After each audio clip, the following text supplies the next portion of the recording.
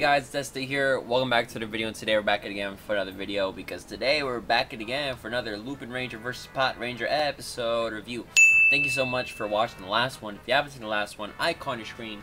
And we also talked about it on the latest episode of the Toku Teens, my brand new podcast, along with two other amazing Toku tubers. Link in the description down below for that, with the video format coming this Friday. So let's get things started here. Like goal, let's do 100 likes for this one. E-Squad, where you at? I love you guys. Comment of the E-Squads of the day, I guess. And don't forget to join the Discord.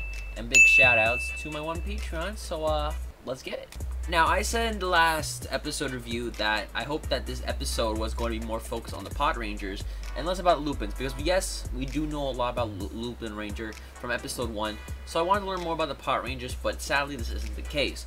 We learned more about the Lupinrangers, which is of course good, because we got some more backstory on their promise. And basically their promise that they were talking about last episode was basically that there was this fiasco, in a sense, where basically all the loved ones, the Lupinrangers, the Red Ranger's brother, the Blue Ranger's wife, and the Yellow Ranger's best friend, they all were stuck in an ice sculpture, and it collapsed. It broke into billions of pieces, and their loved ones are gone, along with many other innocent citizens. And it was all caused by this monster with a cowboy hat. He started whistling. Then the old guy showed up, and he was like, okay, I'm gonna help you guys, but you gotta get this Lupin collection, and I'll get you the wish you want, even if it's to bring a loved one back. So, I have a theory about it. I know in episode 2, making theories, I think the old guy's the monster. Just saying, straight up, he's probably the true villain of this whole show. That is basically what their promise is this episode. And besides that, we don't really know much about the Patrangers. We know the Red Ranger makes a promise with this, and he just loves making promises. But we don't know much about the other two. There was a Zord fight in this episode. 2 Zord fights, actually. In the beginning, with the Lupinranger versus the Patrangers, they went into their individual Zords, and they started fighting in the sky and in the ground or whatever. And to be honest, it was pretty cool, you know, seeing the two teams battle out, especially in the first fight scene, where in the first fight scene, you see both Lupinrangers and Patrangers battle it out like it was like a versus movie, which is of course pretty cool, and it proves for some funny moments with the monster, because the monster's like, oh, I don't know what's going on, but thanks for helping me, guys, I guess, because, you know, they're both trying to get to the monster, but of course they both have different reasons to get to the monster. But also, the Zord fight happened at the end. We also got the appearance of Good Striker, which is it's a live object, in a sense, that basically chooses the the Ranger team what it wants to partner with this episode.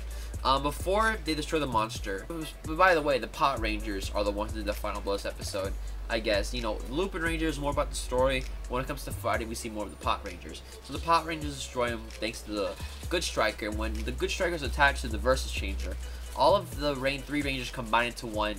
I forgot what the name was called, but basically it's in Red's body, and half of it's green and part of it's also pink, and of course the middle part's in red. It's pretty weird, and they're all so confused, like, oh, what the fudge is going on here? I have no clue. Then the Good Striker, you know, he saw the Lupinrangers went to their Zords when the Monster of Torch turned big, which, by the way, there was like this lady that put the little liquid into the monster to grow big, and that was pretty cool. That had some spooky, not spooky, but like eerie, like jazz music. It's really cool.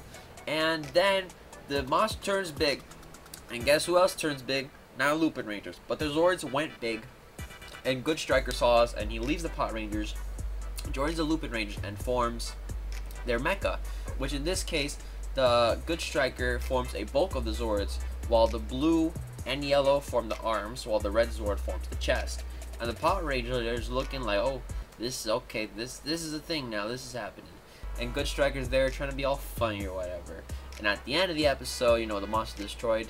They're, you know, of course, trying to, not really fight, but they're just like, oh, why'd you do that? Why'd you have the power to destroy them? And he's like, oh, it's because they're doing their own thing.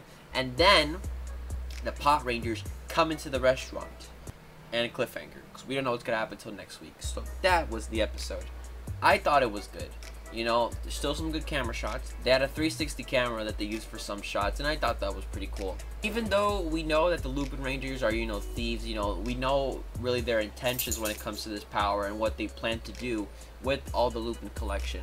But we also know that the Lupin Red, of course, has a soft side, because he sees that the Patranger, one of the red ones, he sees that he has a promise he made to these citizens about the people, the monster that destroyed their home and their workplace or everything, that he's going to take them down.